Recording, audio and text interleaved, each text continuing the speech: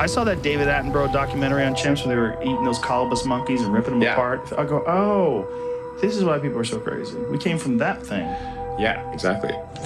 The search for the origins of humanity is a story of bones.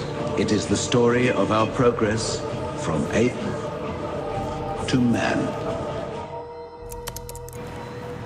The time has come to take seriously the fact that we humans are modified monkeys. Came from that thing. From ape to man. Fact, modified monkeys. Modified monkeys? Is that what we are? Or is it just a mask some scientists want us to wear? Materialists seem intent on proving we evolved from ape-like ancestors. But is this really objective science? Let's take a look at the evidence. Dr. Casey Luskin, co-author of Science and Human Origins, shares his insight. The fossil evidence for human evolution is extremely weak. I would say that the case for human evolution is driven more by an undying belief in materialist ideology than it is actual hard evidence. Even world-renowned evolutionist Stephen Jay Gould admitted how shaky the fossil evidence for human evolution is. Most hominid fossils, even though they serve as a basis for endless speculation and elaborate storytelling, are fragments of jaws and scraps of skulls. Biologist Jonathan Wells has 2 PhDs from UC Berkeley and Yale. He takes it a step further. The fossil evidence does not establish that humans evolved from apes. That's really a story to which the fossils have been added as illustrations. The illustrations and drawings of these missing links are often highly speculative. National Geographic, many years ago, had a page of drawings done by artists from the same set of bones. One looked like a gorilla, another looked like a modern human, another looked like a werewolf, all from the same set of bones. So the drawings are mostly imaginative, not evidence. It's a shame that most people take these drawings and the stories they tell as fact, even when they contradict the actual evidence. Take the drawings of Homo erectus, which often appear as intellectually inferior and far from human. But the fossil evidence paints a different picture. Below the neck, Homo erectus is almost identical to modern humans, and even its brain size is within the range of modern human beings. Homo erectus also used stone tools, they harnessed fire, and in fact, there's even some paleoanthropologists who believe that Homo erectus was capable of building boats. Homo erectus appears to have been a lot more intelligent than what scientists originally assumed, and what the public is often being told. Same thing goes for Neanderthals. Quite a few paleoanthropologists think that Neanderthals buried their dead, that they have been discovered with signs of high intelligence, including art and culture. So although many artist impressions will depict Neanderthals as very primitive, if a Neanderthal were to walk in the door right now, you would not be able to distinguish them most likely from a modern human being. As if the drawings weren't enough, some evolutionists actually try to portray the ape-like fossils as more like human, just to fit the narrative of a missing link. A classic example is Lucy.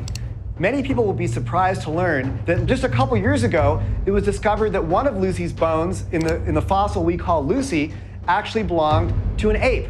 And it's very difficult to say if the entire collection of bones that we assign to Lucy actually belong to a single individual Lucy or even a single species. But it goes even deeper than that, to the point of depicting Lucy with human feet.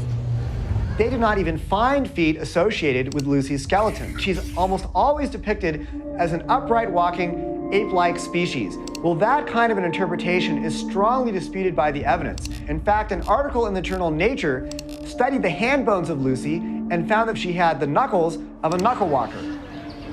This PBS documentary shows anthropologist Owen Lovejoy manipulating the fossils to make Lucy walk upright. The perfect fit was an illusion that made Lucy's hip bones seem to flare out like a chimp's. But all was not lost.